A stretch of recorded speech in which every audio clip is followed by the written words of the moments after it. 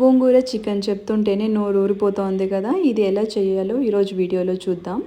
దీనికి 2 కట్టల గోంగూరని తీసి క్లీన్ చేసి వాష్ చేసి పెట్టుకోండి. తర్వాత 1 kg చికెన్లో సాల్ట్ అండ్ వాటర్ వేసేసి 1 అవర్ పాటు రెస్ట్ చేసామనుకోండి, జ్యూసీగా ఉంటుంది చికెన్. తర్వాత దీనికి కావాల్సిన స్పైసెస్ అన్నీ ఇక్కడ చూపిస్తున్నాను చూడండి. అండ్ క్వాంటిటీ అయితే కమెంట్ సెక్షన్లో యాడ్ చేస్తాను.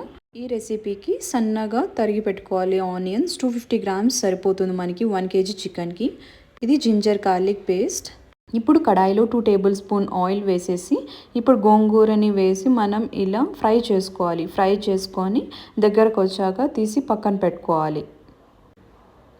తర్వాత అదే కడాయిలో 2 టేబుల్ స్పూన్ ఆయిల్ వేసుకొని నేను చూపించిన స్పైసెస్ అన్నీ ఒకటి తర్వాత ఒకటి యాడ్ చేసుకోండి. ఫస్ట్ అయితే జీలకర్ర, తర్వాత పీసెస్గా తరిగి పెట్టుకున్న తెల్లగడ్డ, సోంపు, పట్ట, లవంగం, యాలకలు అండ్ బిర్యానీ ఆకు వేసుకొని బాగా ఫ్రై చేసుకోండి.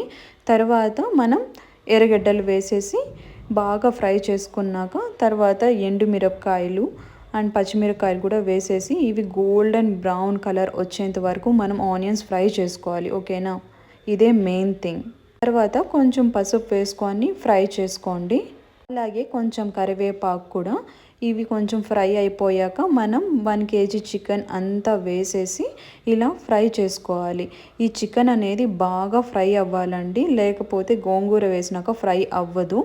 ఇలా చికెన్ కొంచెం ఫ్రై అయ్యాక తెల్లగడ్డ అల్లం పేస్ట్ వేసేసి దీని తగినంత ఉప్పు వేసుకొని కాశ్మీరీ రెడ్ చిల్లీ పౌడర్ వేసుకుంటున్నాను నేనైతే. అయితే స్పైస్ లెవెల్ తక్కువ ఉంటుంది అండ్ మన ఫ్రైకి చాలా మంచి కలర్ని ఇస్తుంది. మా వారికి అయితే గ్రీన్ కలర్గా ఉంటే ఇష్టం ఉండదు, సో నేనైతే ఇక్కడ కాశ్మీరీ రెడ్ చిల్లీ యూజ్ చేశాను. మనకి చికెన్ బాగా ఫ్రై అయిపోయింది. ఇప్పుడు గోంగూరని కూడా వేసేసి బాగా మిక్స్ చేసుకోవాలి.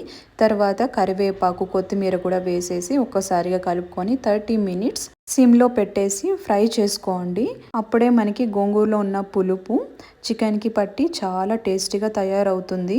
నార్మల్గా అయితే వాటర్ వేసి గ్రేవీ లాగా చేస్తారు, దానికంటే ఇలా ట్రై చేసి చూడండి.